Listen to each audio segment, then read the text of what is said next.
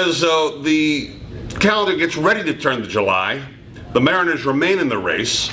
There are still thoughts about making trades, but you're also hearing some people bring up the ghosts of Eric Bedard past and quake in fear at the idea of doing something like that. Yeah, which to me is nonsense. I don't think you can operate in fear. That's not what winning organizations do. And I'm going to go ahead and make a bet, make a guess that the Mariners are not the only team that came out on the short end of a trade. It happens every year, all of the time, and it's not unique to the Mariners. Now, you don't want it to happen all of the time, and it hasn't happened all the time, but people love to live on the Eric Bedard deal. They love to live on the Doug Fister deal. Both of them did not work out.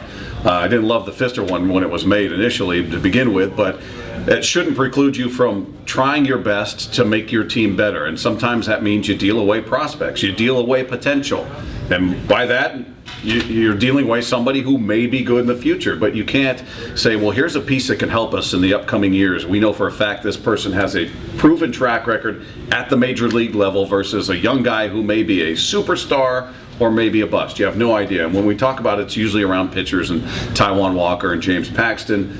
I'm not in a hurry to get rid of anybody, but if you've got a piece that's a difference maker sitting right there, and a difference maker for a few years at least, and that's going to be the price tag, one of those guys in addition to other people, I'm pulling the trigger. For those guys, yeah, I don't think those would be a deadline deal like we were talking about beforehand. You don't normally, although Heathcliff Slocum for Jason Varitek and Derek Lowe would be one that people would bring up too, even though Slocum saved 12 of 13 games right when they got him. But that's going to be the sort of deal the Mariners are going to look at when July comes in, is adding a piece that can help them for this year, probably a rent-a-player type of piece, and they're not going to have to give up guys like that. But as we pointed out on the show, Mariners thought about trading Taijuan Walker already when they were in the conversations about Upton. So he was already part of the that was agreed upon. It was done. So they've shown a willingness to do so. I'm just not as sure that around this time of the year you'd necessarily see a deal like that. But I also think you got other factors working here. In particular, Jack Sarantic near the end of his deal has been here for a while. If they continue to stay in the race, I definitely fall along the lines of there's nothing more important than getting back in the postseason. They haven't been in there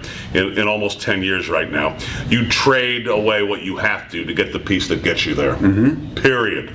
Don't be scared. Get to the playoffs already.